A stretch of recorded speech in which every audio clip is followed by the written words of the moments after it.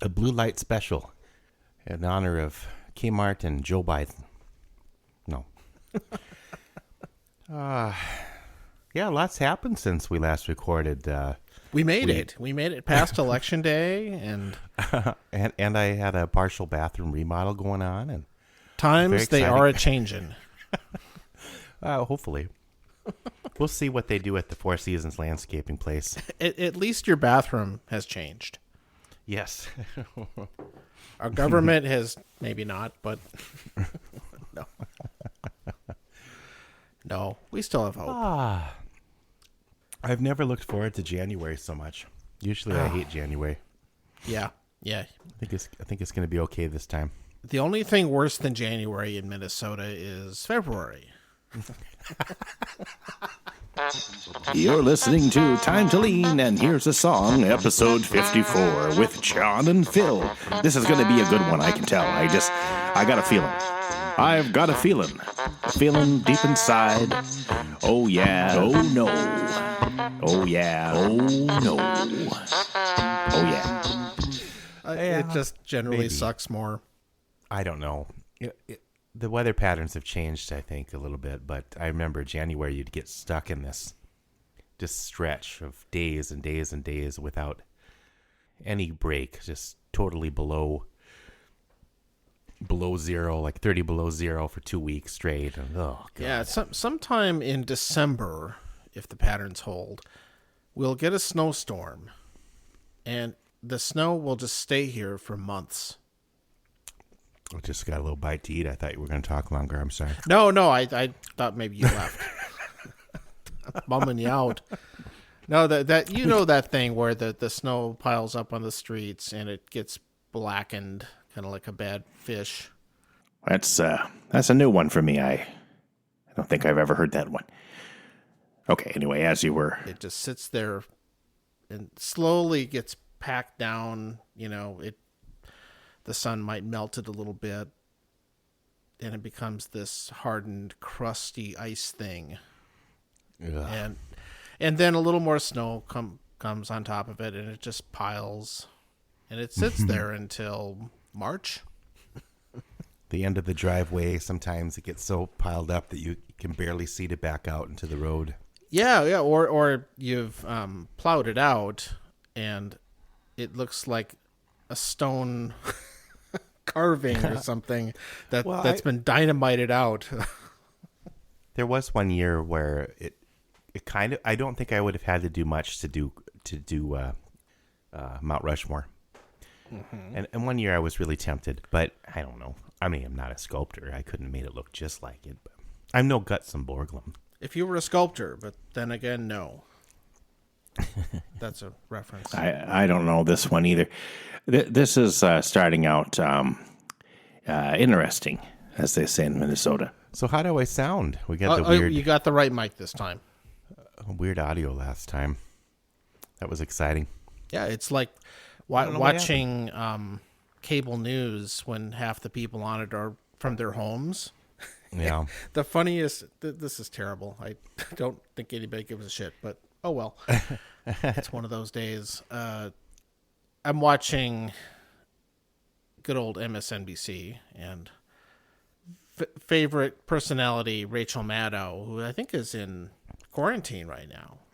Oh, no. Yeah, she's one of my favorites, too. She was remoting in from her home. Wasn't wearing her signature black suit that she always has on when she's broadcasting. Right. And she was going on, and she was talking to another guy, and the audio stopped on the studio end. And he disappeared, like he got cut off or something, and he's not there anymore. And she's there, and she's like, what's going on? and basically like, hello, I lost you. And then you hear this kind of Skype sounding hang up sound, and she just leaves. and then like whoever's, whatever they had in the background, this was the afternoon that they announced that Pennsylvania was called for Biden. And so they have all these dancing in the street sequences they're showing without David Bowie. And yeah, they're they're showing all this Mick footage, Jagger. and it kind of just, I think the software just defaulted back to that because there was no live video to show, and just about 5-6 seconds of that with no sound. Just was on the screen with the little chyrons, on the bottom that flash whatever the quote breaking news is. And it just sat there, and then somebody finally woke up and went to commercial. That's live that. TV. I actually, live TV in the age of COVID, I guess. Jody and I actually watched more. We actually watched some MSNBC. We don't get that channel, and usually it's not free, but it was free on the internet. It seemed like that whole time. And I watched more MSNBC than I have in years, but I don't know. It was just kind of, I'd go back and forth. I still watch PBS for the old people angle. Yeah. And, I thought that was funny. Glenda M was a guest. She sent us a link about Pappy Van Winkle. I don't know if you saw that, but I didn't. It was from. I didn't see that. I was gonna. It's on our topic list, actually. We'll have to. I'm sorry, I missed that link. Sometimes this was on the Time to Lean Facebook page. No, I think she put it on our walls. Oh, okay. It's confusing. She should have put it in the Time to Lean one. Well, but anyway, I didn't watch it yet either. Sorry, Glenda, I will soon. But it was. I laughed because it was CBS like Sunday morning or something, so it's right up my alley with the old people shows. Oh, okay. This is something different then, but it's also, is it regarding James Carville? No. Okay, then this never is just mind. a story about, but it might be related. I don't know. I saw you put that on the topic list, but I don't know what you're referring to actually. I'll get to it soon. Was he drinking? Was he drinking that? Okay, during the well, show? you spoiled Might as well it. talk about it now. What was James? What was James Carville drinking? Sometime late in the week, when we were all waiting for Steve Kornacki, who is really loved right now on the internet, the guy with the big board. Why don't you marry him? It's not how big your board is. What you do with it? Yeah, he has a rival, at CNN. This John King. Oh. Who has it has some other, it's not called the big board, it's the broad board, or I don't know what it's called. Another big touch screen with a bunch of fancy stuff on it. But the numbers NBC has that other guy. Yeah. Chuck Todd or whatever. Oh, well, he's different. No. He has a medium-sized board. That's right. I would prefer a mini board. No, they're talking to anyway, they're waiting for the results to come in, and Carville, you all know who James Carville is, famous Clinton campaign guy who coined the phrase "it's the economy, stupid" and all that stuff. The Raging Cajun, and he's a character who was married to a Republican. I don't know if he still is. No, I believe he is. Somebody in the same line of work That's on the other Mary end. Madeline. Mm-hmm. Maybe she was a Lincoln Project person this year. I don't know. I don't know. I have not heard a thing about her lately. Up. Maybe she's in retirement and not in politics anymore. I don't know. Laying low. But Carville is always broadcasting. He's on Skype or something on his phone from his house, and throughout the whole election campaign season, he has been on there, and it's typical pollster strategist kind of stuff. But sure, I swear throughout a lot of the campaign season, he always had technical problems. I think his network connection wasn't good, or one of the times he was out at his yard or something and wasn't getting a good signal and had to walk around until he could. Oh my God! Somebody should make a super cut of those. I just can't. Yeah, it was really funny, and they usually they pair him up with one or two other guests, and so that the host would cut to the other person, and okay, well, we'll come back to you, James, when you get your shit together. And I just like and every time, then the next time he'd be on, like, oh, what's going to happen this time? With all the money these guys have, you think they would have better remote equipment. Oh, Because some people really do. You can tell that they have pro level microphones and lights on them, and their connections are good, and they have real cameras. It's really easy to tell because I think even some of the cable news hosts are in their homes. They're probably set up with real equipment, and again, especially you can tell when they have the lights on that it's very hard to tell that they're not in a studio. well, like PBS NewsHour, I mean, Judy Woodruff is probably at her house unless they shipped in a bookshelf to go behind her. Yep, that's another. I mean, studio. they kind of set dress their space, Yeah, to make it look good. But anyway, so James Carville's on there, and his face did not look good. I saw a picture of him, and it was like he was in a closet or something. I don't know what's wrong with sometimes a closet. He's often in his kitchen, like I am now. Except maybe you it don't was have to his look kitchen. at it, fortunately. We'll send a picture. And so he's in there, and there's a bottle on the background, and somebody's talking to him, and he says, "Oh, you got a bottle back there?" And he says, "Yeah, that's a bottle of Pappy Van Winkle I've been saving." Oh. So he actually, and then the guy made some comment about, well, I see it's only half full. You've been, it's like, no, that stuff's $200 an ounce. I don't just get it out. Yeah. Wow. And it's like, okay, Pappy Van Winkle was featured and he was waiting to have a pour of that when Biden won the election. Yeah. That's to quote Joe Biden, that's a big fucking deal. He did say that once, and it was very scandalous back in the innocent days. Oh my goodness. Yeah. Was a hot mic or something? Yeah, I think he when he was in the Senate, I think he said that, and somebody caught it. How times have changed. Yeah, I remember. I think Barack Obama had a tan suit once that threw people off. I don't know. Oh yeah, that was also a scandal. Wow, gee, air quotes. Like, oh, the tan suit. Oh my God. So maybe the people at Sunday Morning saw that and thought they'd do a little article or whatever they call it. Okay, I will go look at that. But that's all this was. I just thought, hey, it's a rare intersection of fancy whiskey and politics. Never mind the fact that now whenever I get out some bourbon or something, I feel like I'm somehow supporting Mitch McConnell. But it's Kentucky.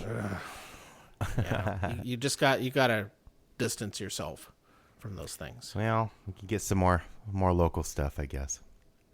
Well, yeah, definitely. So, I don't have my drink in front of me. I gotta grab that. So. Fine. I'll be right back. Entertain the kids. Hi, kids. I'd like to do a magic trick. I am going to pull a rabbit out of my hat. Okay, first I have to go get a hat. Ignore the moving hat. Here, damn hat. I'm gonna... Okay. Hey, look, there's a rabbit. That was my magic trick. Well, I'm just going to get what I'm drinking out of the way because it's again, very boring. I just have a Scotch and soda with a Scotch by soda. Scotch by Costco brand Scotch. Kirkland from the Isle of Spade. No, I don't know where it's from. It's a blend of something. I missed what you're drinking. Oh, I was just talking about... it's just the usual, the Scotch and soda, but I did recently. I was gonna try to save some for when we recorded, but it didn't last with the election and the home remodeling going on. So, but I did try the Longbranch from the Wild Turkey folks, and I got it because it said something about mesquite. I wanted to try something different, and it wasn't too expensive. I know you did. Okay. I brought it over. Oh, you were going to taste it on the air. Yeah, but no, that's what I meant. I was going to save some for here, but it's gone now.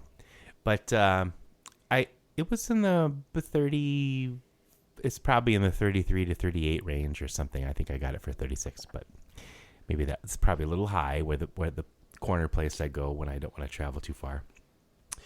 But I didn't know at the time, but it has something to do with Matthew McConaughey, whatever his name is.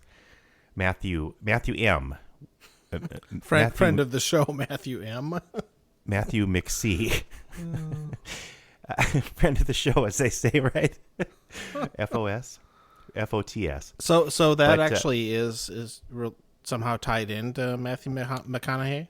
Yeah, I looked it up, and I wish I didn't say that. That's a terrible. I'll cut that out.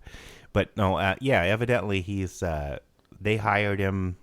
Wild Turkey hired him to, for some reason, I don't know. They wanted him to be in the ads, but also he definitely was in some ads. But I missed all that. I guess I don't see a lot of ads, although I see them on Roku. But they're usually like, "Hey, your laundry isn't working right. You need to put these 18 different things in with your laundry to make it smell better, longer, and help the fibers." But anyway. But they don't have a lot of Matthew McConaughey commercials. He partnered with their master distiller, Eddie Russell.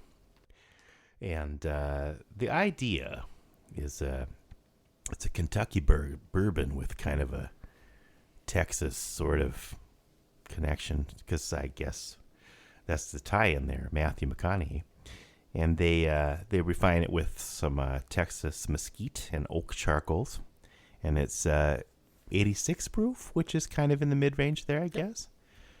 And it was, well, you had it too. I brought it up on Saturday, and we had some of that along with a couple of things we were trying.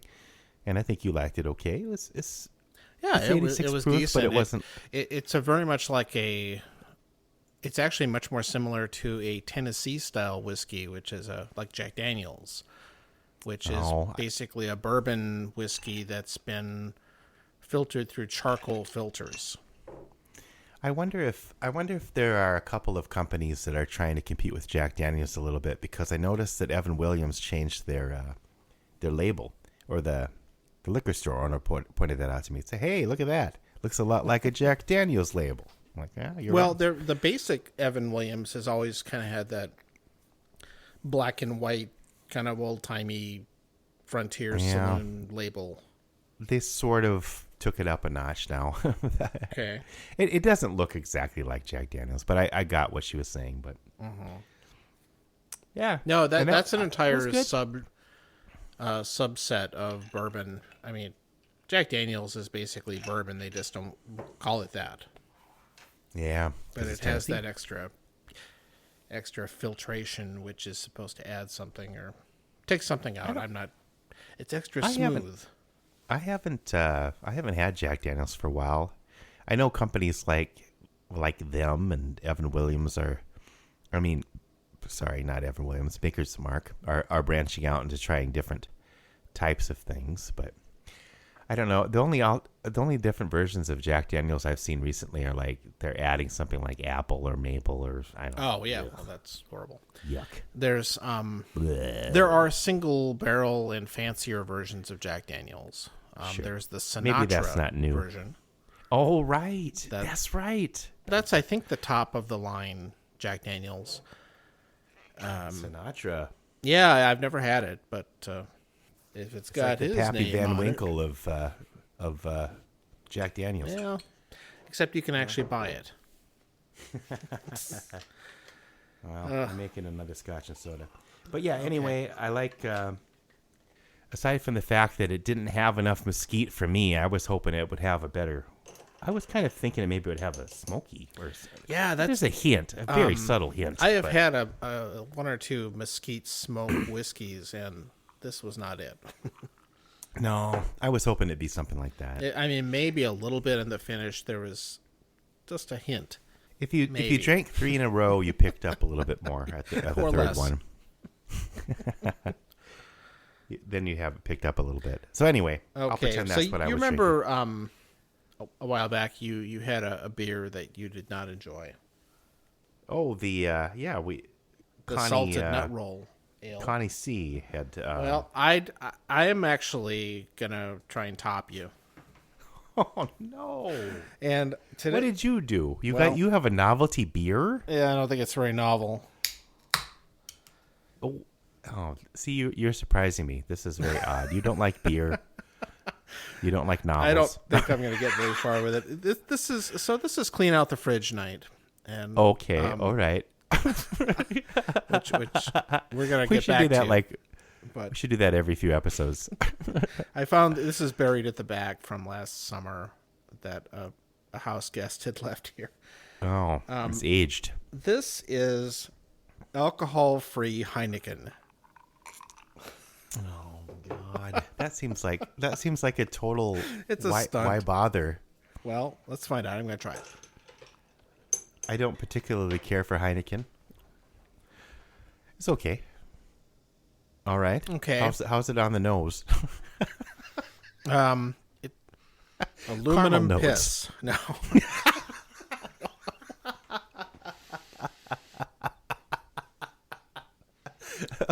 Okay, that's the title of this episode. They write themselves, I tell you. I don't know. If something else comes, I don't think I'm going to write a song called that, but we'll see. Okay. I don't think I outdid you because No, you could. this isn't good, but it's not. It doesn't really have enough flavor to be objectionable. Right? It's It's just just a waste of money. it has this vague hint of beer. It's like beer water. Well, You know I how mean, LaCroix. It's like lime water Heineken without the tastes- alcohol. Tastes kind of like wine. Like not wine. Oh, I haven't really? had any alcohol. What's going on? But you know how that like the flavor sparkling waters kind of tastes like fruit. Oh, it's like the essence of something, kind There's of. a little bit of Yeah, that. I is don't it- know how they do it. I don't think I want to know. Well, it's good. It's good. It's a good option for people that are, trying to quit. I Quit booze or suspect it's drinking way less. better than booze-free beer used to be. Oh yeah, I'm sure. The science. All right, Okay, we'll put some. it was between I had a choice of this, a can of Budweiser Zero, which I believe is no calorie and no alcohol.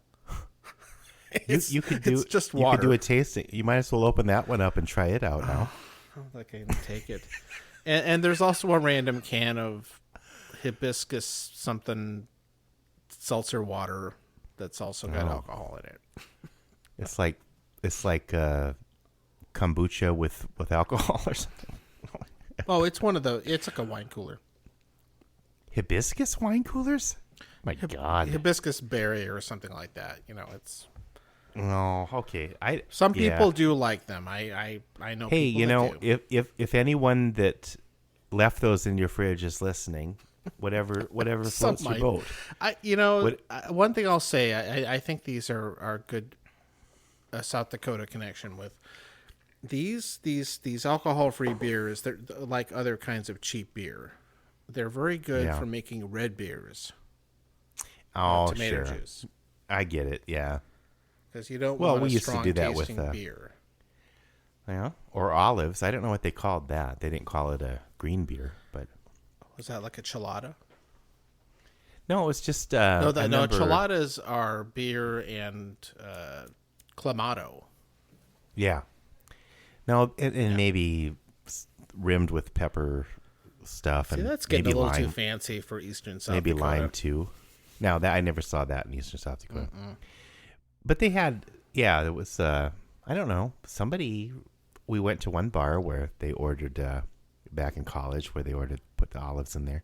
But it was kind of like there were only 3 beers, and people were just trying to spruce them up a little bit. I don't know. Maybe you needed some vegetables. You weren't getting enough vegetables, so. This almost tastes like. First of all, I think if somebody gave me this without me knowing what it was, I might not guess it doesn't have alcohol in it. You're on the Heinekens, right? Yeah.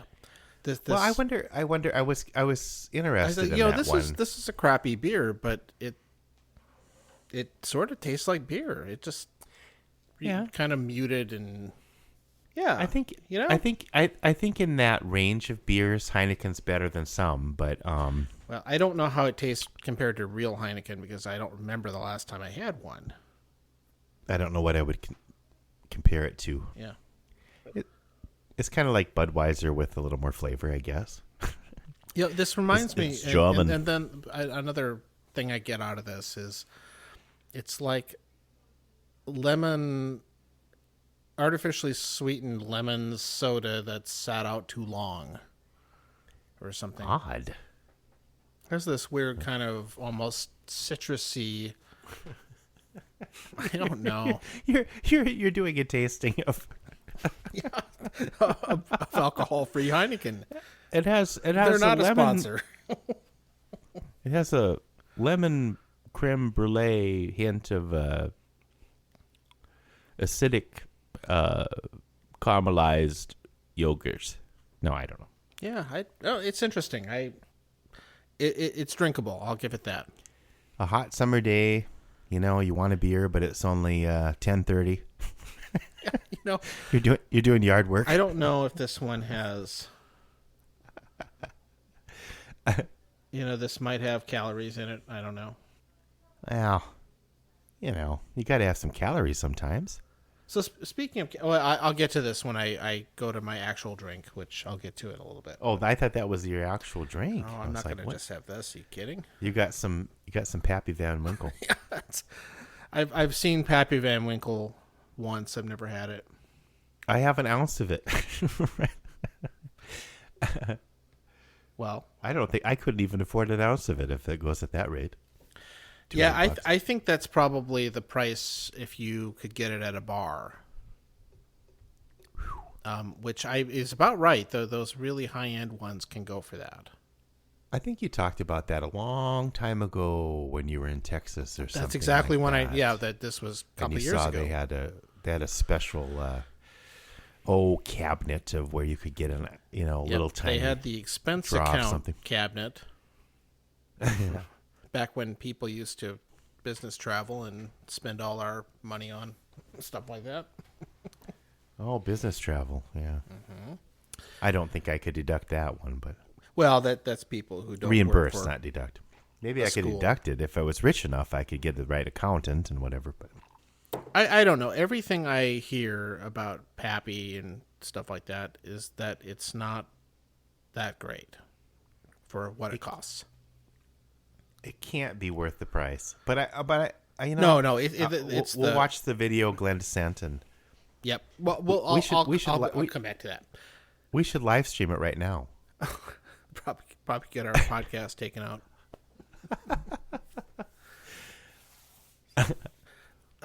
Speaking of that, a friend of the show, Matthew P, not Matthew M.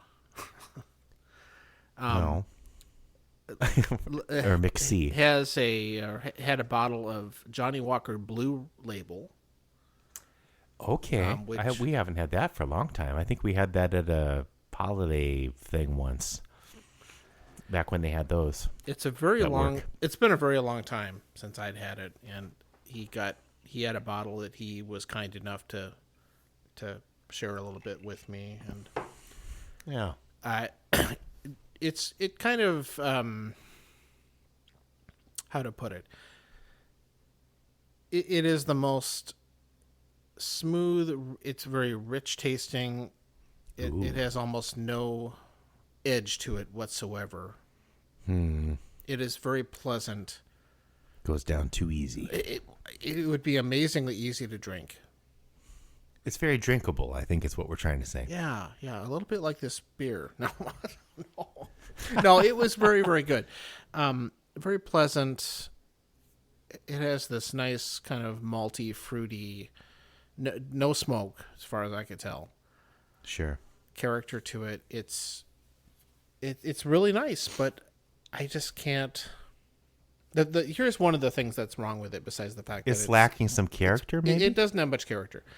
But Okay. I think part of the issue, besides its price, which it's a $200 bottle of Scotch, it has no age statement, and Oh. it's still at 40% alcohol, Huh. which is the bare minimum. Right. I just wonder if What are they doing? maybe if they had a higher proof version of it, it might get interesting. Yeah. But it just, again, that's part of the reason why it's so easy. Is that it? Well, it is tapping into a certain market that's what they're looking for, and they're gonna. Yep. It is. It is very, very pleasant to drink. It has a nice. It has a good smell on it, but it doesn't have nothing sticks out. I found it very hard to evaluate as far as picking out individual notes and things like that. Huh. But Okay. Well, you've been getting into, well, and I have vicariously, or not vicariously, but I get to try them when you get them. But these different, like last time we were there Saturday, we had the two different compared the two different Marky Marks, and that was good. yeah, there's a ton of different things you can get, and that especially the one of the Maker's Marks we had was a single barrel version, and that's about as most the opposite extreme end of the spectrum from the Johnnie Walker Blue, which has been blended just a crazy amount to taste a certain way from all these different scotches that the people that run Johnnie Walker do. Right. And it's just it's just a different experience. And if you get That's a different version of that Maker's Mark Private Select single barrel, if it's from a different barrel, it will have a different flavor. They're very. It's very fun to do that with, like, you get, two or three, Yeah, I think so. I mean, it makes you pay attention. And they're so though. different. Yeah. Yeah. And then they're getting into the staves and all that. And, oh, God. Yep. Gustavus Adolphus. There you go. I'm going to come back to Johnnie Walker in a bit when I get a refill. But Well, what are you going to talk about now? You might as well go get your refill. oh, no. No? Okay, fine. Okay, let's get to cleaning out the fridge. I have a topic. It's not a very long one. Well, Okay. with us, you never know. Yeah, so cleaning out the we can fridge make for it us longer. means that either you dig the stuff out that's sitting back there with mold in it or expired. Yeah. Well, that's good to do. Yeah, it's a good exercise. It's excellent exercise. You could burn 7 calories. And sometimes the best part of that, besides clearing up room in the back of the fridge, is that sometimes you can make some kind of a food creation out of whatever's back there. Okay, right, yeah. And It's good to be creative with what you have and to not waste it. the best thing, of course, Midwestern style, you make a casserole. Okay. So we like to do with our stuff is, Put a little Bud Zero in there. oh, well, it could happen. Why not? You might as well try it. So we like to make like an enchilada casserole. Okay. And the thing about that style of casserole is that you can throw a lot of things in it, and almost all of it goes. Yeah. So it's great. You have to come up with I don't want to call it garbage casserole, but Yeah. but you need to come up with it's not yuck. It's got to be some kind of a. You need to come Although up with a yuck would term actually for it. be a good vessel for stuff at the back of the fridge too. Yes. But to make a casserole, back of the fridge casserole, let's just call it that for now. That's the working title. Okay, this reminds me of a story. And I do not call it hot dish. No. But you might call MJ that. No, sorry. No, so I this reminds me of a story. Lynn H., who we've talked about before in regards to yuck, was visiting the Twin Cities with Scott T., who just got to see on a Zoom call for your birthday. On my happy birthday again, by the way. That was great. Yeah, future potential guest, Scott T. Yeah, I haven't seen him in years. I don't know how long. But anyway, they were visiting, and I think this was at the same time. But this might be a different time. Were you there? I don't know. There were people at the house. Yeah, you lived there. And I think one of us, it was at that duplex where the real thin walls and you could hear the neighbors all the time. Yeah, okay. I was there. Were you there when we took that thing out of the fridge? And I made a big thing about, hey, smell this. And I opened it up. I don't know how old it was. I believe. And either that or man. I've heard the story so many times that I feel like I was there anyway. We had to open all the windows and leave the house. It was terrible. I don't know. Maybe it was one of Sean's things in there sitting or somebody's.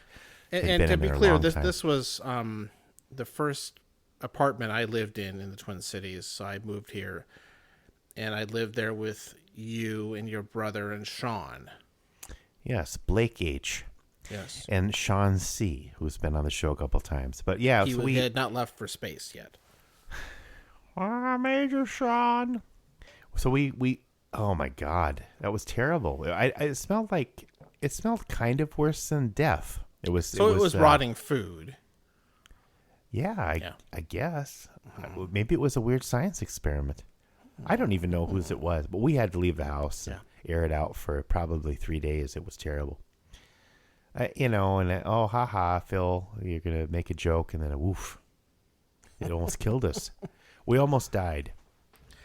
That was the apartment where we'd have the thermostat wars. Sean is very skinny, and I was like, well, just put an extra sweater on, because you and I were always trying, and probably Blake too, trying to keep the thermostat down, save a little money, and we'd be not sweat. Yeah, we'd be sweating, and it's winter, and it's like, Sean, turned up the fucking, and it's like 79 or something. What are you doing? You can't have the thermostat 79. No, just hold on.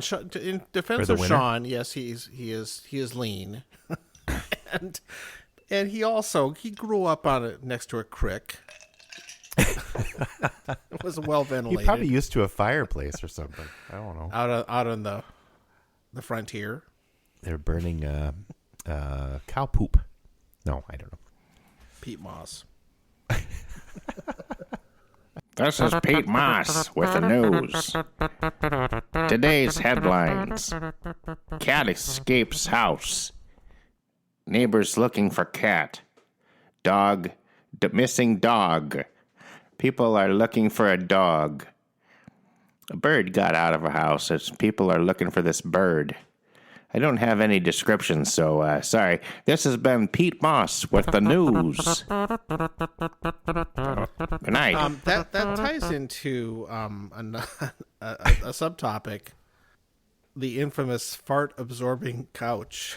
Oh, that couch had many lives. If it's the same, yeah, it's the same couch. Yeah, so everybody has their thing where when you're a poor college student, you generally have inherited furniture or found furniture that you found at the side of the road or is passed on.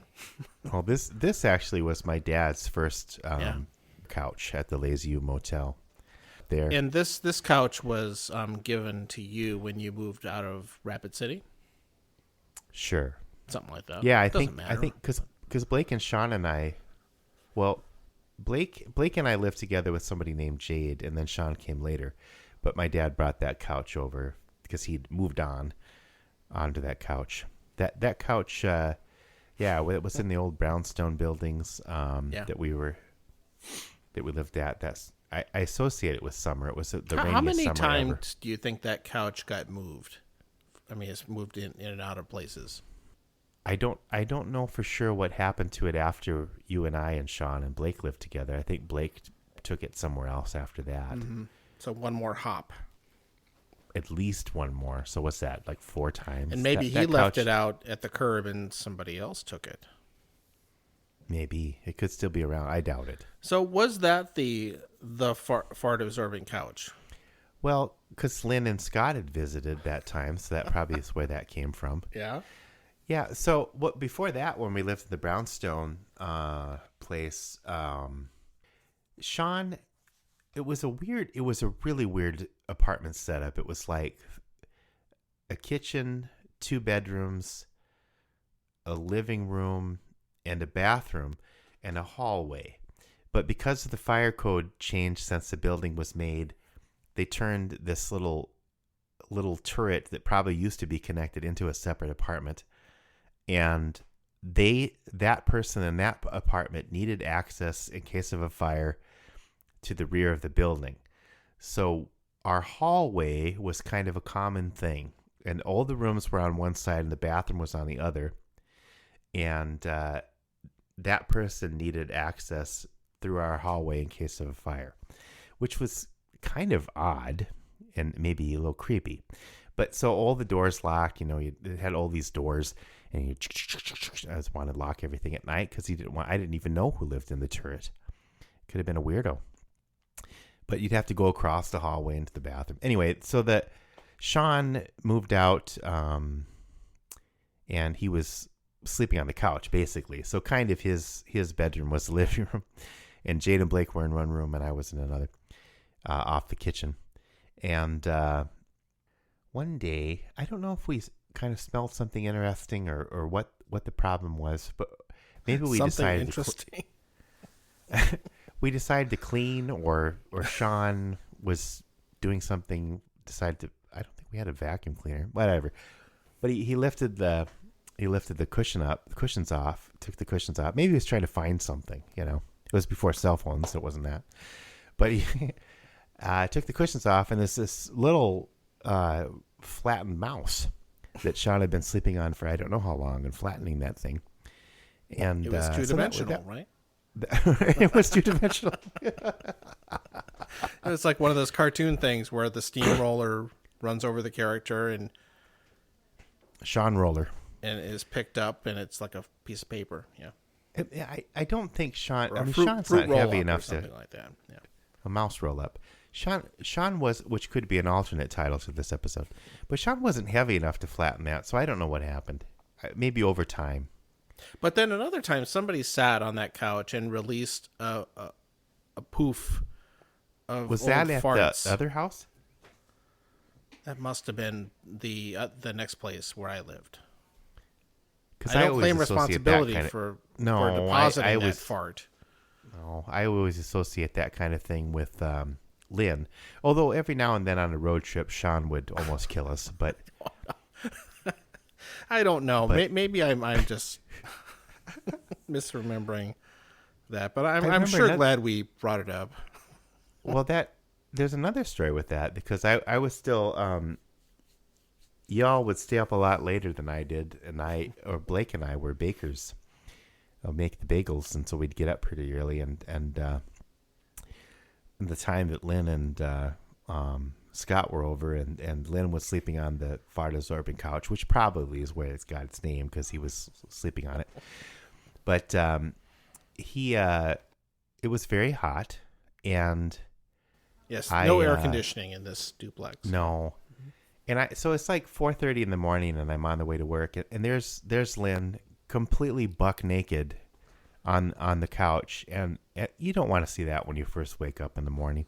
There's never a good time of day to see something like that. And it kind of got stuck in my head, and I'm like baking these bagels, and it's like, ugh, that and it was hot anyway. And it's it's like your shift became a David Lynch movie or something. Yeah, kind of. You could see cutaways between. I didn't imagine a bagel on his penis or anything like that. I'm just saying that I didn't go that far. But he claimed that the towel fell off or something. I don't know. I never knew the.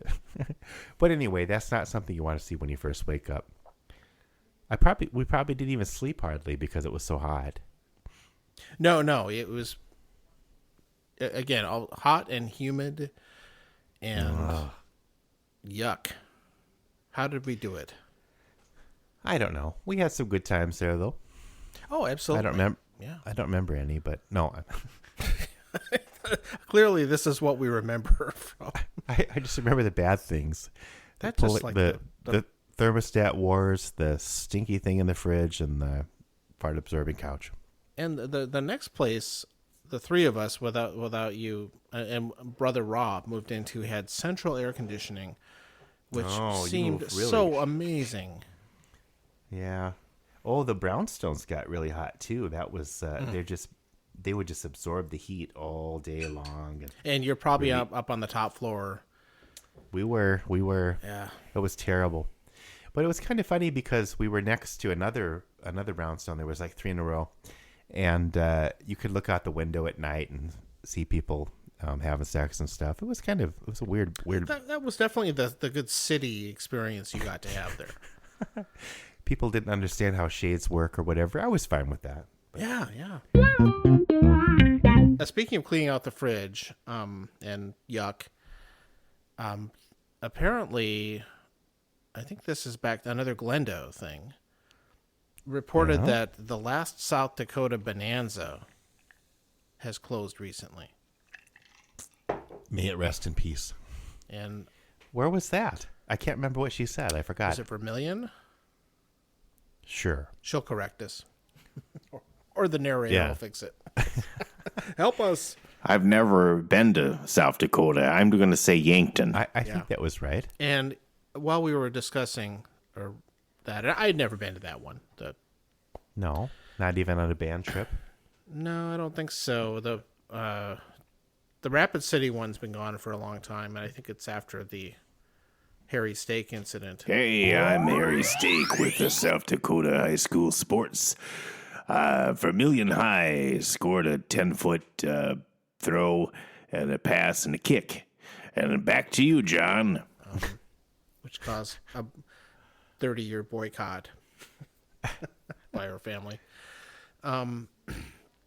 What? I don't know that story, though. I don't remember. Oh, it's Perry Ron? what? You said the Perry steak incident? Harry. Is Oh, Harry. Human hair. Yeah. Oh, sure. Well, they Well, forgot to shave. They forgot to shave it. No. So, when I was a child, we would go to Bonanza. My dad ordered a steak there. It was kind of a treat. The big salad bar. Yeah, and Wow. he claimed his steak had hair on it. A hair or lots I of don't. hair? That's a good question. I'll have to investigate. Don't forget to shave your steaks, kids. Because that happens. And we never sometimes. went back. Aw. So that's it. The interesting thing is that there's still, as far as I know, maybe COVID has finally killed it, but a Bonanza restaurant in St. Cloud, Minnesota. Didn't they have? No, I was thinking of. I was trying. Rochester or someplace had the last Shakey's. I'm getting confused. They probably did. Yes, the last one in the state, as far as I know. Right. No, they're not the last one in the world. No, they're still around. Oh my, I want one. California. Yeah, I'm going. Road trip. There you go. I'll pick you up in about 40 minutes. We used to drive overnight, but we would be up for that. not now. No, this we ate at the one in St. Cloud a few years back or so, and it's really unchanged from the way they were in the 80s. Yeah, Had the same food bar and all that. What I kind of came down to that you have to accept when you eat there, if you're willing to eat there at all, is that it doesn't really matter what entree you order. It's all the same. Well, you're pretty much there for the food bar. Yeah. So you order. So I would just order a burger or something, cheap, Sure. because that was kind of beside the point. Spending extra money for a quote steak is kind of silly. Maybe you go for the frozen breaded shrimp or something like that. But you Surf get and this turf. insane buffet salad bar thing that Oh yeah. had all this stuff on it, and you had to have a taco section that you could make your own greasy tacos, and Oh, it was fun. yeah. I think you could just. No, maybe they didn't. No, let you get just a could get salad the bar by itself, but it was only like $2 difference or something. So Sure. you felt silly not ordering some entree, but that wasn't the reason you went there. On the way usually on the way from Brookings to Rapid City or back, we'd probably go to the Taco John's or something in Chamberlain. But it depends on who if we were traveling with David D, he'd have to stop at Al's Oasis. But every now and then we'd stop at the Mitchell Bonanza. We'd eat at Mitchell. I'm pretty instead. sure we've discussed the Mitchell Bonanza. Well, right. That was the Flush Twice episode. Yeah, okay. Sorry.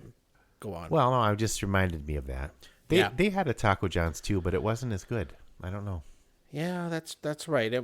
One thing that is sorely lacking from Taco John's today, besides enchiladas and whatever else people are grieving about.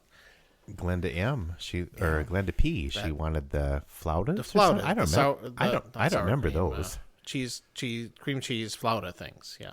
Everybody's got their pet Taco John food. Taco John foods or pets? Is that It's no longer there. They would have all the salsas out of this little mini bar area you could just go in. Oh, right. And I forgot about that. You know what the best part of that is? That they have this huge container of pickled jalapenos. Oh. And I would just go in there with my Taco Bravos or whatever and just load them up. But It's like a they salad have bar. good. Yeah, you make a salad. You could have a whole plate of it. Yeah, I love those things. And they have good ones. What I've figured out, at least the one near us, the few times I go, is that you have to ask for those.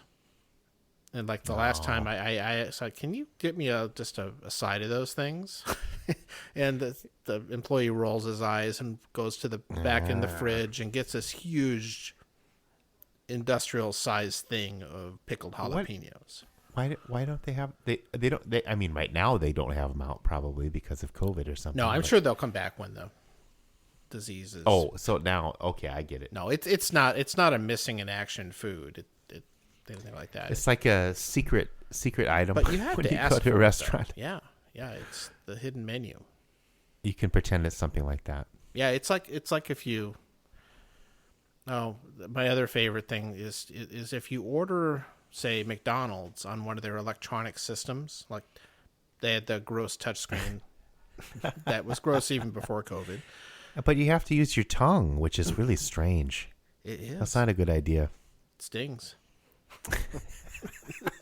It's from the Gives chemicals. you electrical shocks. That's how they keep it sanitary. No, you could go in there and you could customize all the different sandwiches and order all this extra stuff.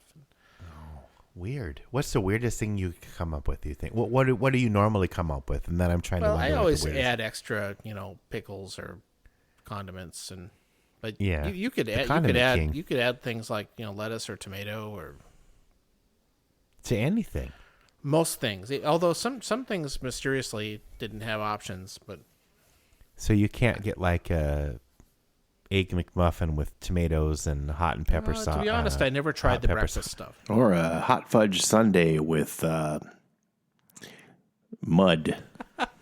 Yeah, and I used to feel bad for doing that because these poor people have to make this weird ass chicken sandwich or something like that. It's not in the normal routine. It's not like it's going to be But in on 30 the other hand, the seconds. They got to computer where's just this spits thing? it out, and I think they're used because they just make them whatever the machine says. Yeah, So, but there's probably a couple of extra weird steps, and somebody's like, well, it's like that guy at Taco John's who has to specifically go and get out the peppers. roll their eyes. Yeah, they don't act very happy when I do it, but sorry. Well, what COVID do you times. get? What do you get at McDonald's then? Extra pickles. Well, I remove things I don't like or Sure. things like that. And MJ makes fun of you probably. Constantly. Usually I don't do that though because I suppose you could replicate that on your phone app or something, but I'm not going to do that for McDonald's. No. So Oh, you should. Maybe they has a funny Ronald McDonald video. I did hear a rumor that the McRib is going to come back soon. No, yes, I sent you that. Remember? I think, or maybe you heard it from somebody else too. I did. John's on the MacRib News Network. But yes. So it was. It's been a I don't long remember time. I don't remember the time frame, But I think some places had it once a year, but it hasn't been nationwide for a while. And again, is this something we should be getting excited about? But I kind of and it's about as it's kind of in the Shamrock Shake is a similar thing. You just once in a while, and it's awful food, but no, who knows what it is? That's where we came up with that McFang. The McRib is definitely in that category. It's like, what is this? It's some weird kind of pressed meat with a bunch of sauce. Yeah, but, no, and those fake little rib shapes and char marks. Yeah, it's like they extrude this stuff into a mold, kind of like they do with the chicken nuggets or something. Yeah. You don't want to know. I don't want to know. Although I heard today that next year they're going to finally start doing veggie burgers. At McDonald's? Yeah, they're going to call it the McPlant. I wonder if that was a joke. Sounds like the Onion. Well, because every now and then I'll get an Impossible Burger or Whopper at Burger King on the way home or something. No, it is. It's called McPlant. I don't know. Okay. They might be losing it. I'm kind of surprised. Well, so when a long time ago when I first moved to the Twin Cities, this hippie gal, No, they used to have a veggie burger a long time ago.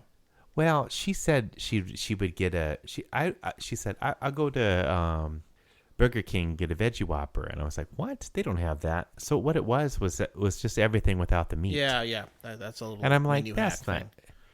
And she had to pay the same price for it. I was like, come on, really? But whatever. Yeah, that's like the fake beer. That stuff has really come a long way. Oh, definitely. Mm-hmm. No, the fake meat thing. Because I was a vegetarian for about 8 years, Jody and I, and we'd have fish sometimes, but we'd get the fake bacon or whatever it was called, and we did have a tofurkey a couple Thanksgivings, and it was pretty tough. Maybe I didn't cook it right, but it was something to do. Anyway. Okay, so but let's all don't pour you? one out for the For your Bonanza. birthday? Oh, for Bonanza? No, for your birthday. Well, you don't really do that. Do what for your birthday? Talk about our birthdays. And by the time this one's on, it'll be your What are you, birthday. You're a Jehovah Witness. But no, we had a good Zoom call with you. Okay, I'm making another Scotch and soda here. Okay, I'm gonna pour the rest of this out and I'll pour one out for the last Bonanza. See if the audience can hear the fizzing there. Oh, my lovely soda stream. Maybe I'll run the ice machine just because I know people miss it.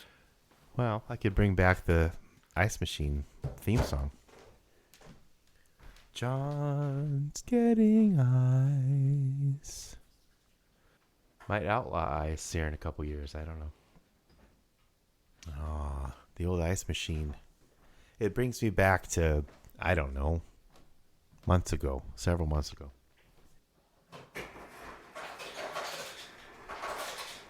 Maybe I should do another magic trick again. Oh, that needs a little bit more soda. Oops. That's pretty strong, kids. Don't do that at home. Oh my God, you're gonna die or something. Oh, do. I think I had a couple more drops in there. I emptied the bottle. Okay, so Dueling corks.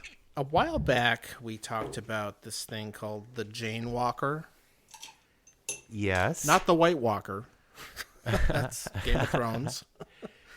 Was that in episode 52 or 53? I can't. I'm still editing 53. I think that's 52. Okay. Yeah. I don't know.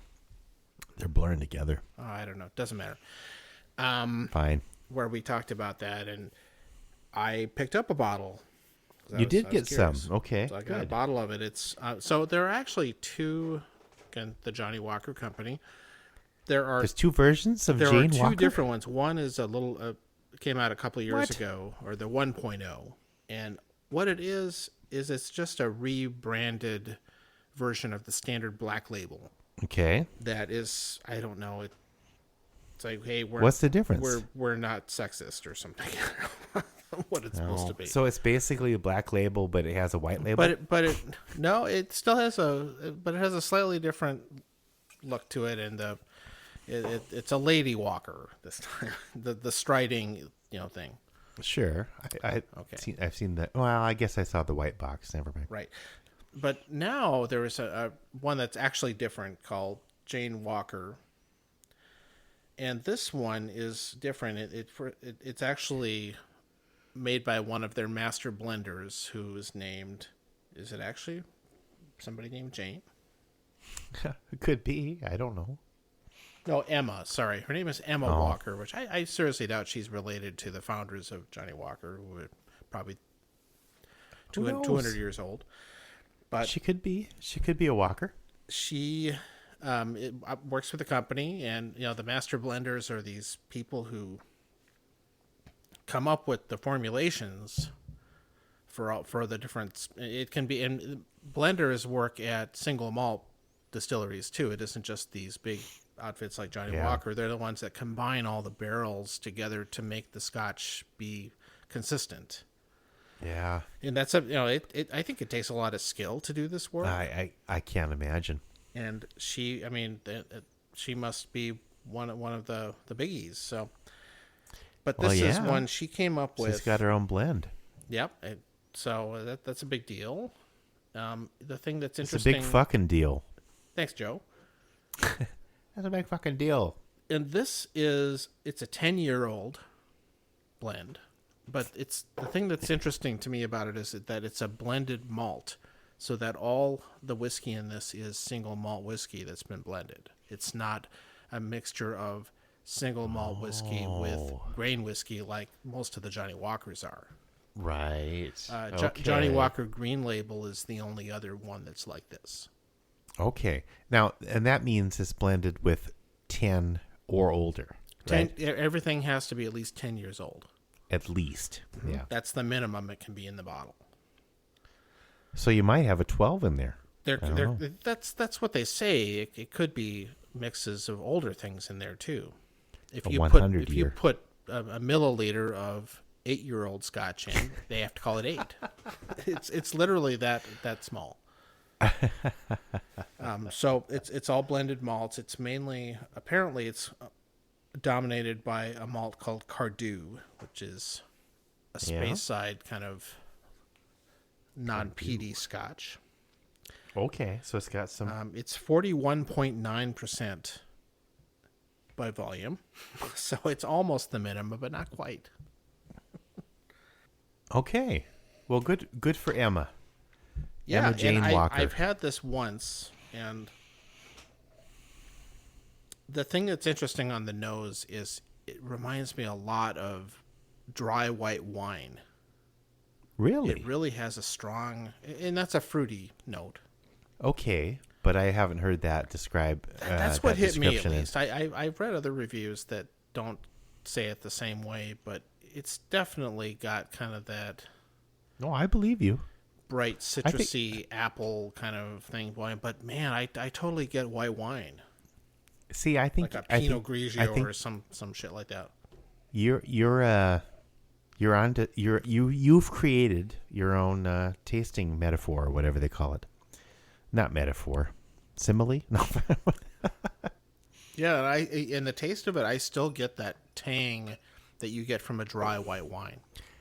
Very interesting. That would go good with a turkey on Thanksgiving. You should save some. That's right. Or are you going to barbecue or something? You're not. I'm probably not doing having any of those things. I'm not going to be home. Oh, that's right. I'm going to be. We're going to see our mothers. Just we're not having big family gatherings, but we're going to go out and do.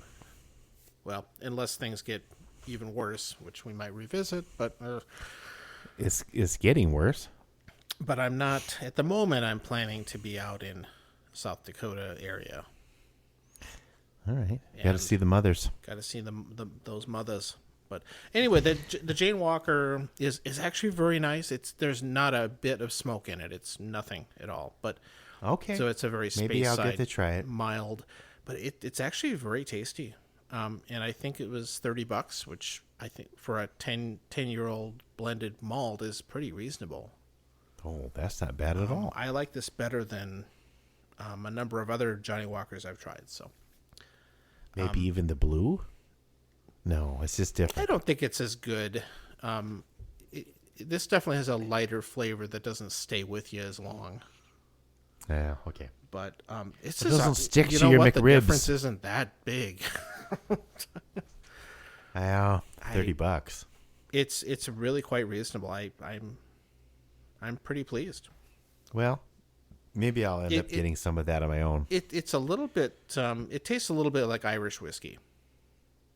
Well, see, now that's another thing. I didn't get to the liquor store this week yet, but I thought I would branch out, but try a different Irish whiskey for this week. Maybe I'll do that next time. We'll see. Well, try the Teeling if you haven't had that yet. I can read the tea leaves. Ah. So there. So- Have you watched anything recently? What have you been Yeah, watching? you know, Anything? I'm sure you're watching something besides MSNBC. Well, you know, that's the thing. I should have taken more breaks away from the news because it gets really stressful. Yeah. But And it was kind of getting repetitive at some point. It was like, oh, they still haven't called Nevada. Did they ever call Nevada? I don't know. yeah, I don't think so. No, Are they done counting? Is that Arizona they haven't called yet? But it won't matter by the time anybody hears this. No, we'll see. No, as everybody knows, the great Sean Connery just passed away. Hey there, did I just hear you talking about Sean Connery? What? Andy, how did you get here? Does this mean it's time for Andy's quiz show? Andy's quiz show. We're gonna find out who's in the know. Andy's quiz show.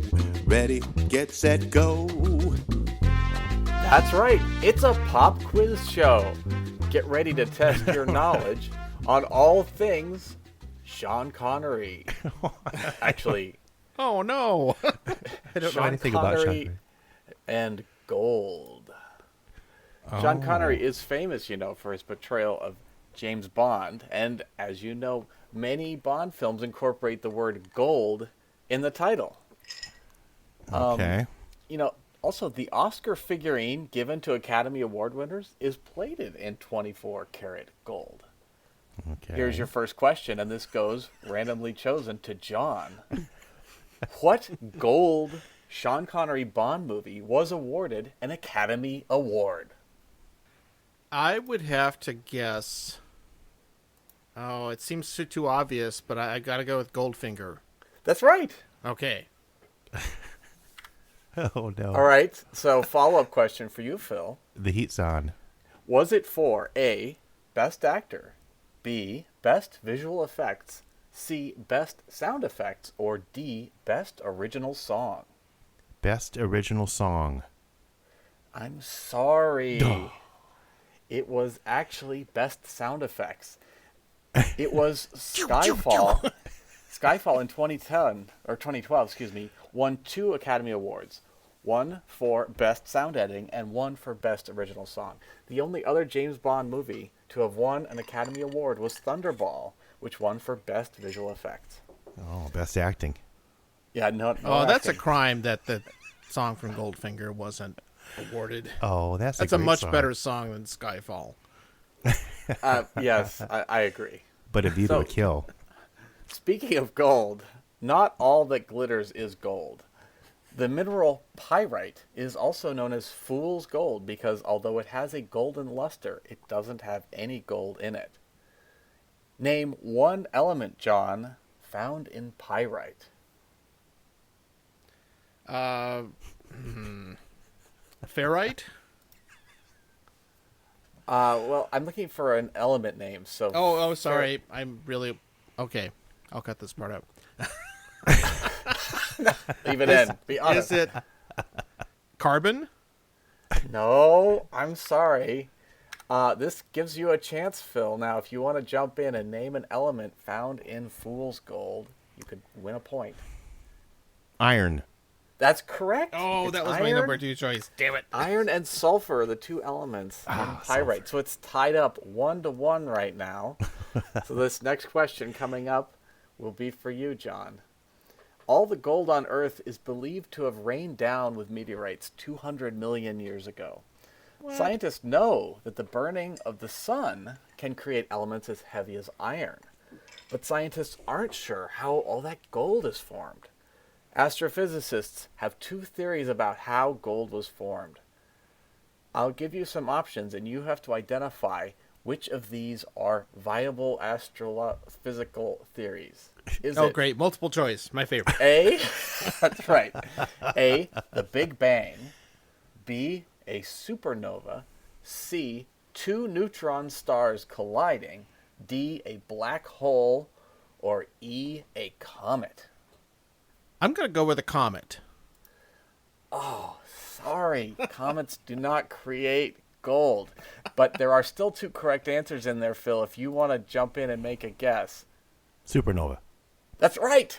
Supernovas is a theory no. about how gold is created, although it's losing popularity to the other new theory that two neutron stars colliding might be the source of all the gold. Because neutron stars don't collide very often, but they might produce a lot more gold when they do. So we're not really sure. Just think, someday we'll be doing that on purpose just to get more gold. Yes, when we have the power to create supernovas or collide neutron stars. And because that's what you're going to do with that power is make a bunch of gold. Yeah. It sounds like an old like James Bond movie. Exactly. It sounds like the worst James Bond plot ever. It does, actually. I would have so much gold. Gold supernova? I don't know what it would be called. Gold It member. was found in a crick. Gold crick. So gold, especially in jewelry, can be found in a variety of colors, like Black Hills gold. This is done by mixing gold with other metals. What other metals, John, is used to produce rose gold? What metal do you think they mix in to make rose gold? Rosebud. Silver? No, it's copper. Wow. All right, Okay. Phil, The how about cheaper one. how about green gold? Green gold. Yes. Oh no.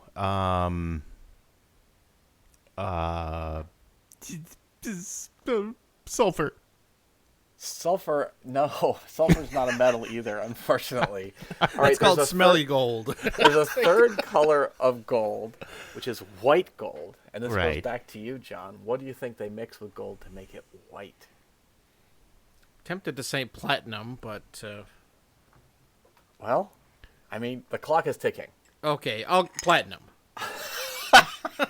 Sorry. Actually, it was a trick question. It's also silver. Oh. Yes, silver will give you both green and white gold, depending on how much you mix in.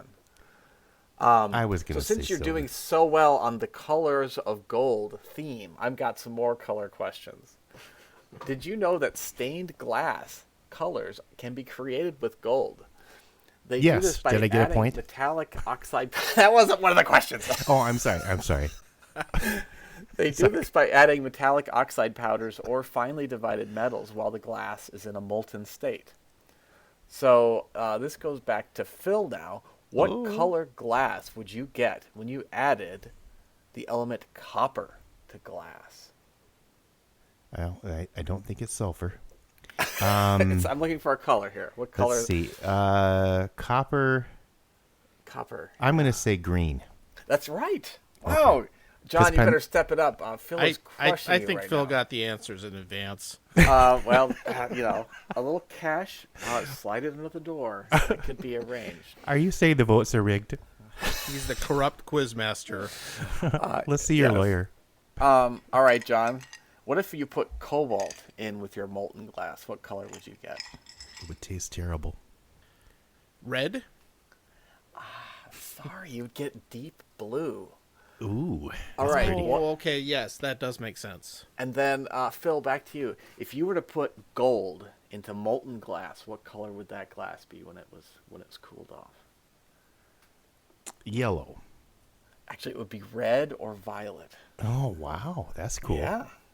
All right, so it's still All right. 1-3. John, you better focus here.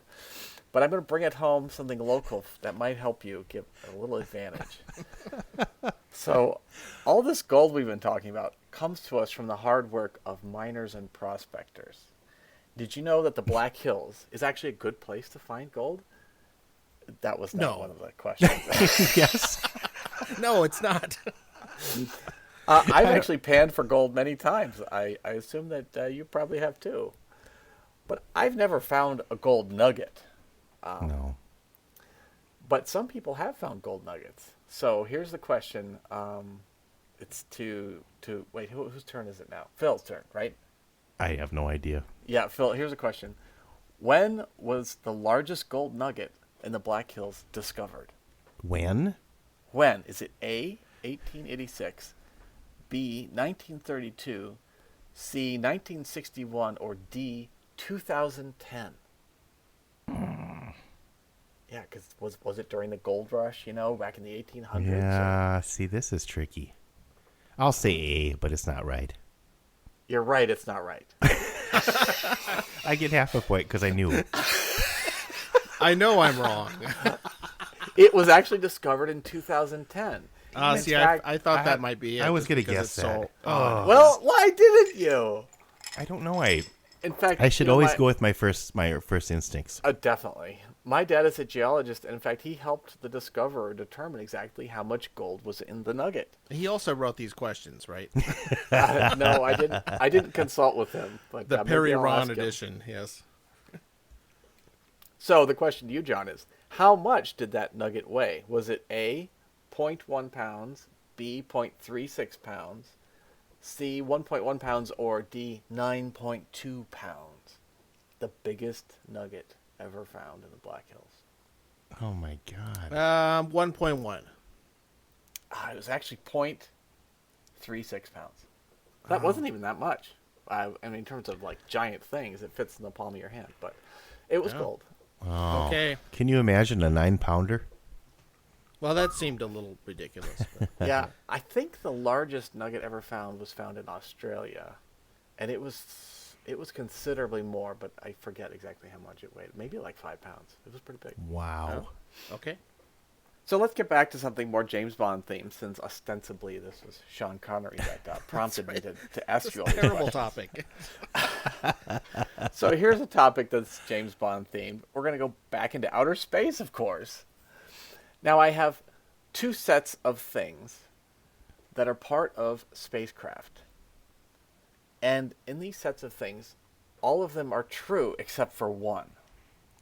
So I'm going to read 4 options to you, Phil, and you have to pick out which of them is false. False things in space. Okay, so things that gold is used for in space. A, as a coating on heat-reflective film. B, as a lubricant film to protect moving parts.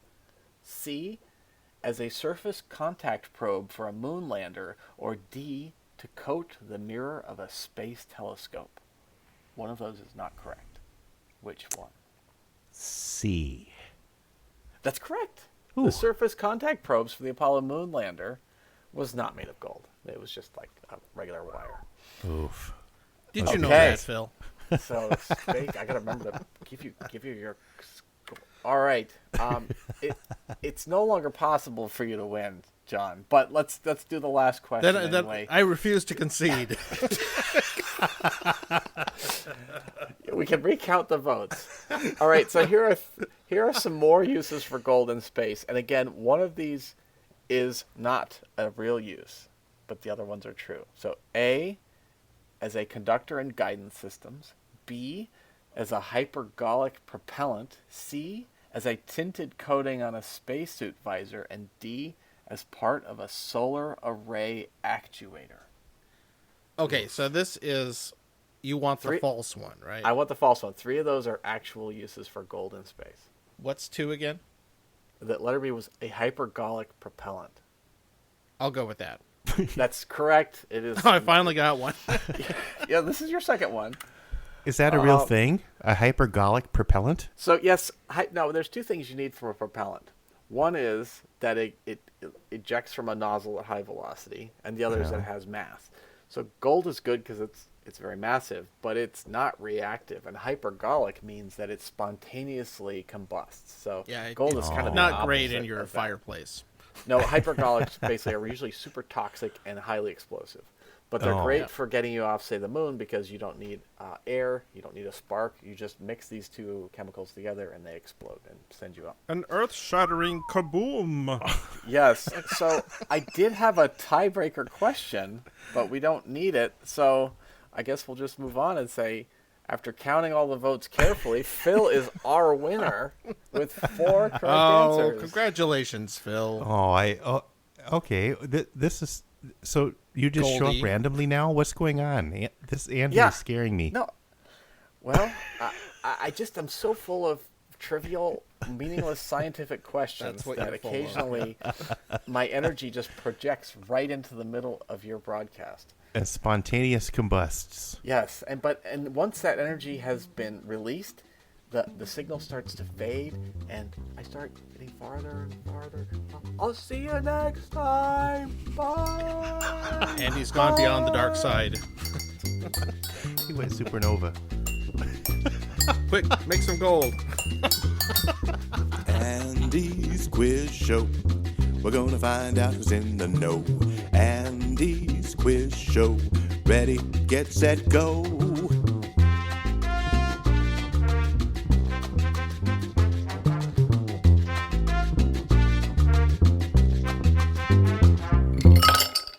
Where were we? I was thinking, like, I should watch something. As if it matters, but I thought, I should watch something. Yeah. But what? I mean, there are so many obvious choices. You're going to pick I don't know, with one of the James Bond ones. Well, that's a very obvious choice, and I think if I was going to pick one, I would pick From Russia with Love, which is my favorite. Yeah, that was the first one that came to my mind. Other than that, Time Bandits for some reason. Well, people mention that, and he is great, although he is not in it for much. I know. People kind of laughed at me when I said favorite. Time Bandits on Facebook, but I was like, I like Time Bandits. He was really good in that. Yeah, I think you had to grow up with Time Bandits to really appreciate it. I get it. It's like Taco John's. It's a little bit like Taco John's. Or Harry Steaks at Bonanza. Well, I wish I had not grown up with that, but I don't have as much nostalgic attachment to that. But no, I thought about that, and then he's done a number of other notable movies, and another really great one for him is Indiana Jones and the Last Crusade. That was fun, which I really like him in. It still holds up well for me. I mean, it is what it is, but did he play Indy's dad? Yeah. Okay. It's very. I mean, he and Harrison Ford have a great kind of chemistry going, and I don't know if I've seen it since it came out, but I remember enjoying it a lot. It's well worth rewatching. It's just fun. I mean, plot wise, it's almost the same movie as Raiders of the Lost Ark, but who cares? But it's Sean Connery's in the mix. He's so fun. Why wasn't he in Star Wars? That's probably okay. Obi-Wan. No, I don't know. He didn't do. He picked interesting stuff to be in for sure. And then another one of the first movies I ever saw him in that was not James Bond was that movie Outland that came out in the late 70s. Oh, wait, hold on. That's that one? Yes, but I'm trying to... It's basically High Noon in space. Yeah, I'm going to have to look that one up again. Yeah, that... I know I saw it, but... Yeah, he plays the... I'm getting little images from it. The head kind of security police guy it's kind of like Blade Runner station. And he's actually really good. It's not like Blade Runner. No, it's not like. I mean, some of the it came out around the same time, so it has some similarities in the way that the sci-fi things look, but it's not really the same kind of movie. Well, we talked about Zardos, of course, on and then previous there's, of course, episode. people will think of Zardos. Which is Well, what did you watch? What did you end up watching? I took a different turn and picked something I had not seen before, and it's this 1965 movie called The Hill. Now, this was also one of your dad's movies that you That's do on one of the blog. ones that I got from him that he had a copy of, and I've been trying to get through. So it definitely was a bonus round for that. A twofer. It was a twofer, yeah. And it's this. It's directed by Sidney Lumet, who, if you look him up, he did some really great stuff. Takes place in World War II in Africa, and in a British military prison. Ooh. And Sean Connery plays one of, I think, five men who are brought to this prison for various things. One of them stole stuff. Another one Connery's character disobeyed orders that he thought were unjust. Yeah. Okay. That kind of thing. And the righteous. Yeah, prisoner. It was definitely one. To get into it too much, but yeah, he disobeyed orders and punched out his commander because he didn't want the men under him sent to their deaths in a fruitless battle. Oh, one of those deals. Sure. Mm-hmm. So he's brought there, and the guys that run the prison are just sadistic. And the Hill and the whole thing, that if you look at it and don't really read the description closely, it makes it sound like it's kind of a combat movie, like Hamburger Hill or something like I Take That Hill. Yeah, a war movie. Yeah, a war movie, and it's not really a war movie, except that it takes place during the war and the people it's military, but it's much more broad than that, actually. Okay, this is sounding more interesting. Oh yeah, it surprised me in that it didn't turn out to be what I was expecting. Nothing against a good war movie, but I don't usually watch those. But this is sounding more intriguing. The more this is almost a play. The way, even though it was filmed on a location in Spain and stuff like that, and they're often outdoors and sweating and all that stuff. But did you say it doesn't have a soundtrack? It has no musical score.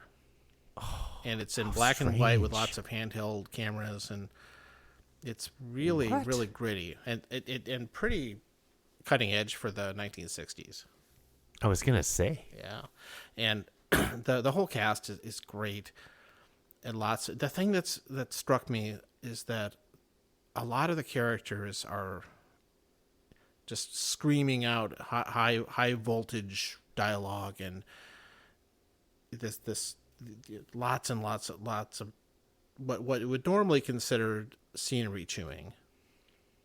Yeah, where they're just overacting, for lack of a better word, but in this case they're not, because it just the tension is so high that's how the emotions play out. And Connery's character starts out very, very slow boil and gets to some great climaxes in drama and stuff like that. And okay, he's really good. But it's actually an ensemble movie. It's not. It's not. I mean, he's one of the main characters, but some of the other ones are just as big. And so it's kind of this, cruelty of military justice and things like. There's a lot going on in it, and the reason it's called The Hill is because in this prison camp, they have this man-made mound of dirt that they make the prisoners run up and down with their packs on, and it's very, very tall, and it's in the African heat. I don't remember exactly where it takes place, but it's obviously very, very hot, and that's part of the punishment, that they break them down. There's a lot of cruelty and things like that. And there's also one of the prisoners is a black man from the West Indies. Who must have been in one of the regiments in the English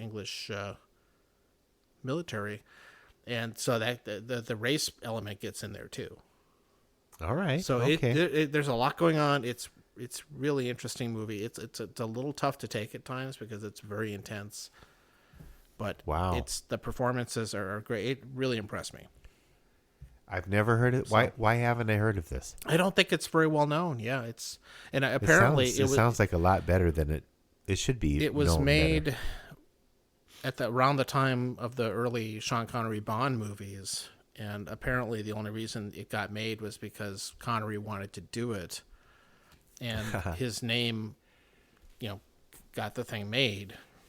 But they didn't turn him. It didn't turn into a vehicle for him. They didn't not really screw it up. He was in an ensemble. So no, he must have really liked it because it was after Dr. No. He did not have to make this movie. No, he could have done whatever he wanted. Yeah, and I think he did have a number of periods of time where he wanted to get out from under the Bond role. No, sure. He didn't like that very much, but what was the movie that I never watched? That James, it was sort of a James Bond movie, but he kind of came back. Never Say Never Again. Yeah, yeah, right. Which is a remake of Thunderball, which you can go read all about. It's kind of crazy. Oh, weird. Yeah, this alternate James Bond movie because the screenwriter who wrote Thunderball had a legal dispute with the people that owned the James Bond franchise. Yeah, and you might as well get somebody like Sean Connery to do it. And he had enough money that he he basically bribed him out of retirement to make this movie. I've been curious about that movie, but I haven't seen it for some reason yet.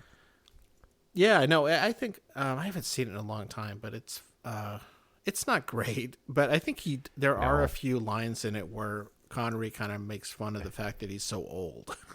Yeah. Which Roger Moore, who was the James Bond at the time, didn't do so much. No, I was going to say I think it was View to a Kill, which was the one that came out the same year. There were 2 James Bond movies out the same year, and now we can't even get one. That was a movie where Duran Duran handed out the donuts. Cookies. No, cookies. Whoops. I can't even quote myself. So anyway, that's what I watched. If you can find it, it's really good. Lots of the last thing I'll add that I mentioned, Paul S. Yeah. Because I'm a stereotypical American and have to, like, hey, I know somebody from England. And the thing is that I actually had friend. The accents were so thick I had to turn on the subtitles to understand like half the dialogue. Well, but Paul, that was in your birthday Zoom call, and Paul said he can't understand them half the time either. And they were different from each other too. So I have no idea what regions they're from. They're different, but it didn't help that I think part of the grittiness of this movie is that it was not filmed in a studio, and so the audio recording was not super sharp.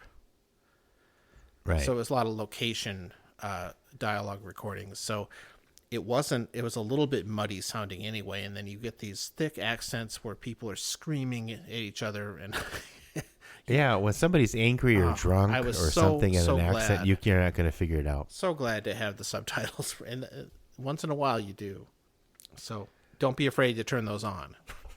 No, we do usually anyway, because somebody will say that's too loud in my house. My kids are saying we're too loud. I think you need to maybe noise canceling headphones should be on the Christmas list this year. Would you believe it is? Mm-hmm. And I'll be asking you for a link later. But they do wonders.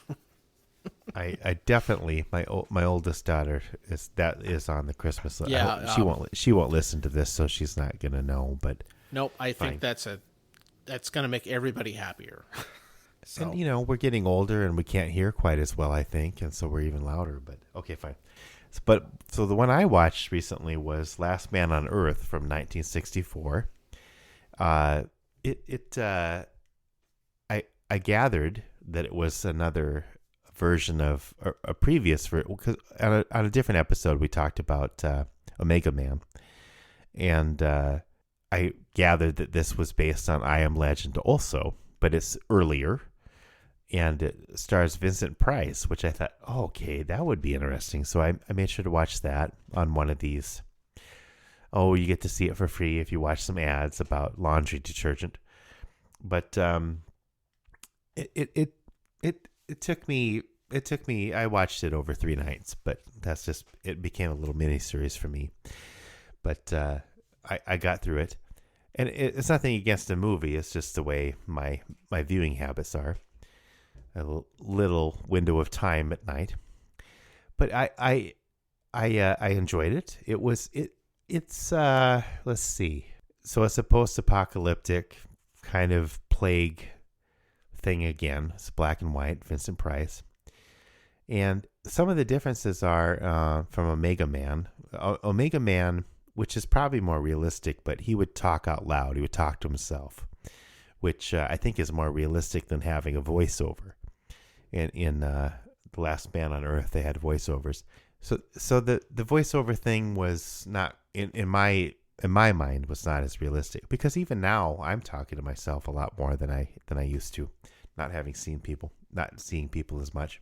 And Vincent Price is, of course, a totally different actor than Charlton Heston, of course.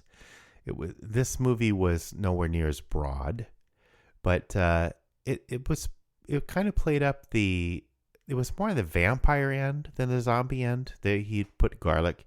He had to make sure he had to place some grocery store that he'd go to get he had some garlic saved up in a fridge or something like that. I don't know what was going on there, but he had to have fresh garlic on the door. And it also had flashbacks where it would go back to his family life more. His daughter got this, and of course, again, like Omega Man, he's a scientist trying to find a cure for whatever this is. And I think in some ways it was definitely creepier than Omega Man. Omega Man was a little bit more, well, not a little bit, but quite a bit more over the top. Charlton Heston and Vincent Price are both kind of scene chewer actors, but it was. I enjoyed it. I would recommend. I think, and I haven't seen the movie with Will Smith, which I think is called I Am Legend. It is, yeah. Wrong. I was going to ask you if you want to have a I Am Legend off. That sounds kind of strange. I'm going to probably need to read the book because I'm kind of a completist, That's why I don't get into these huge things. I was like, I have to watch every single one. Anybody who would go through the entire Phantasm saga must be. Hopefully there isn't a book based on that, but yeah, it's dangerous for me to get into something because it's like I get committed, so I got to get these smaller things. But so now I probably should read the book.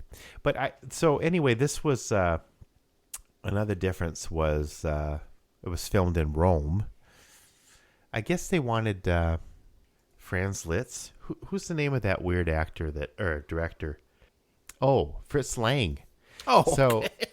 so Fritz Lang. Okay, it's not Franz Liszt, Fritz Lang. Well, you could see my confusion, but they were hoping that Fritz Lang would direct the movie, but that would have been pretty late in old Fritz's career. Sidney Salkov was chosen to direct because Fritz also directed M. And Matheson, whoever that is, probably a producer or something, said that. That was Richard he was Matheson. The writer. No, yeah, he wrote. Writer. He also wrote I Am Legend. Yep. Okay, he basically said when they got Sidney Salkov in instead of Fritz Lang, he said, "Well, there's a bit of a drop." So I don't know. Anyway, it was filmed in Rome, so that's kind of cool. I wouldn't have known that. I assumed it was in L.A. or something, just at 3 a.m. But so the differences were the flashback sequence with the family when the plague was starting and they were trying to figure it out. It was getting worse, and there was this huge pit where they would take the bodies to be burned, and of course some people didn't want that. They wanted a proper burial, but you can't bury them. They come out of the ground or something, and I don't know. I guess they ate flesh. I don't think they depicted that, unlike the last movie I talked about. So are you a fan of post-apocalyptic movies? Well, or just plague disease movies or No, outbreaks. I think I was curious about this one because it was a predecessor to a lot of different this whole genre now or whatever, or maybe not so much now, but it was there's a huge post-apocalyptic genre, but it came from before that. I wouldn't say that isn't one of the genres that I immediately go to all the time, but Okay. I kind of went, so when I was in high school, I kind of went through a phase. I guess that would be a dystopian phase, though, more than a post-apocalyptic, because I watched 1984 with the Eurythmics soundtrack and listened to that soundtrack over and over and over again. I don't know how many times. So I watched that one a lot, listened to that soundtrack a lot. Clockwork Orange, The Wall, kind of. I don't know. Some people maybe wouldn't put The Wall in a dystopian sort of genre, but I'm gonna. But those were the kind of movies that I watched a lot for a period of time in high school. I don't know. Maybe it makes you feel better because the things aren't so bad as that. I don't know. It's somehow uplifting because you come out the other end. Yeah, no, I think they can have that effect, right? But I think now people are watching post-apocalyptic movies to kind of prepare themselves for what's coming. I don't think it's I think it's more of an educational genre. Yeah, that's right. or it could be worse. The streets could be filled with zombies. Have you seen the TV show The Last Man on Earth? No, I see. That was one thing I came up with when I was trying to search a couple other things, and there's several Last Man on Earth movies and evidently a TV. Wait, is that TV show? Is that oh God, who's that Will guy? Forte? Was he in Saturday? Yeah. Yeah. No, I haven't seen that. I wanted No, to. yeah, it's actually I liked it. What- It went on a little too long, but the first couple of seasons are great. I was into Will Forte for a while there. No, and you'd like it, I think. I wanted to watch it, but I'm trying to think. Where could I see that now? What's it on? Do you know? Or is it Good streaming? question. I think it was on Hulu. I don't know. I think it's part Right. of the Fox Disney family of products now, but Fine. I don't know. We got through a lot of topics tonight, and This was a whirlwind. I thought this would be a short one, but we always say that. Hopefully, Glenda will count this as 2. We always say I I'm don't going to edit know. that out, and this is going to be a shorter one. we did have a comment on one of our Facebook. You guys Pages. suck. Well, we often get that one, which you should say if you want to leave a review, which you should. No, don't leave a bad one. Well, I'll tell you, 5 stars, you suck. That's all anybody cares about is the 5 stars part. Just do that. A comment was, and I'm taking it out of context, but not one of your better ones or efforts. Oh. Yeah. And I'm curious what people think are our better efforts. It's like, I don't know what the metric is. Well, For- I would think Besides episode small 50 children. That was episode 52, I believe, where we were doing more of the tasting. No. don't know. That was our live show, so to speak. Sure. So, no worries. Well, We're and probably I don't not going know to if do that that was- for 50 more episodes. I don't know if that was kind of a joke though either. No, it was out of context, but it But, yeah, just I got me mean- thinking. But things are weird now. They're not just weird for the listeners, but to record now, and it's but this is probably our best one in a long time. So I think we'll go with that. It is. It has to be. I'm too depressed otherwise. No, not really. We Don't love you leave it. all. Don't leave a negative comment, or John will put his head in his outdoor fireplace. Hey, No. Yeah. It's sitting right out there covered with snow. No, yeah. Damn it. Inhale the propane. Fumes. All right. Well, John, happy birthday again, belated. oh, Everyone. some birthdays really suck for me because they've always come around election time. Every 2 or 4 years. And boy, 2016 was fucking lousy. So 2000. this was much better. I mean, besides getting old, it's been great. Older and wiser, right? Yeah. It occurred to me, I'll end on this thought. I was driving home listening to public radio, like the kind of person I am. And one of their little ad reads or sponsorships came on, and there was the comment was the ad read went, Minnesota's population is rapidly aging. And I know exactly what they're trying to say, that the percentage of older people is going up in our state. But what occurred to me was... Not each person exponentially. was, our population is all like, hair is growing at 10 times normal speed, and we're all getting... Or we look like Captain Kirk in the Deadly Years episode, where... It's like we're gaining 10 years every hour or something. Oh. Just like, holy shit, that's horrible. It was a time lapse. I feel like it's probably just me, but maybe they need to change their phraseology, so to speak. Our population is rapidly Asian. No. The Asian Asians and the Raging Cajuns. All right. So I've got lasagna to put in, and there's a 10-pound take a bag while. of Funyuns on the counter I've got to do something with. Oh my goodness. That's dangerous. Put it in the bathtub. Well, they take over the house. Take a Funyun bath. Hey, we're gonna have some Funyuns tonight, honey. All right, man. Good night. I hope you have have a great Thanksgiving, everybody. Yeah, happy Thanksgiving. We won't record probably again before Thanksgiving, and who knows when this will come out. Who knows how Thanksgiving is going to go? I'm kind of curious. It's just going to be me and my immediate family this year, and we'll try to do. Well, I'm going to cook stuff still, but just smaller versions. Good night. Good night. Fumes. Here's the song.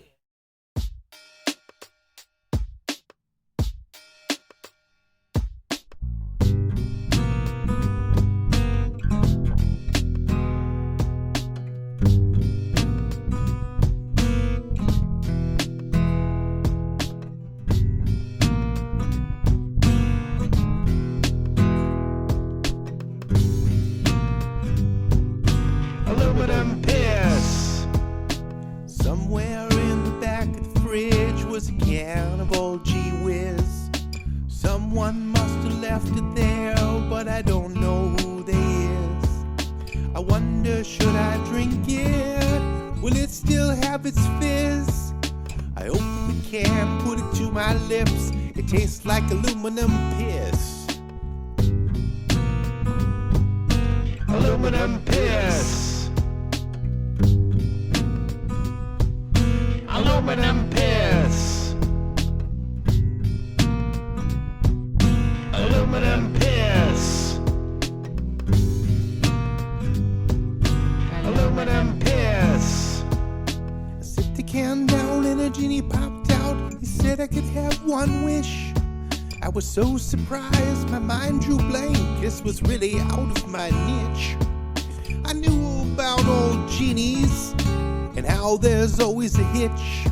But the words that came out of my mouth was, get rid of that old gee whiz.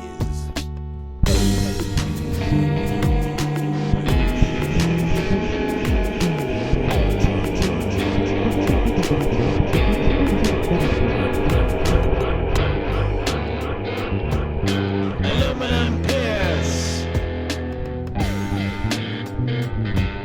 Aluminum piss. Aluminum piss.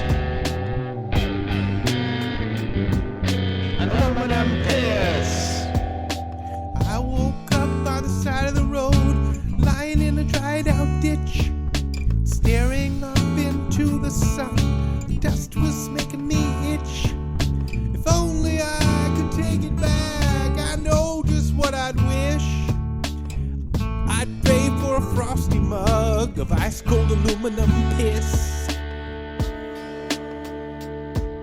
Aluminum piss. It's literally that small. Fine.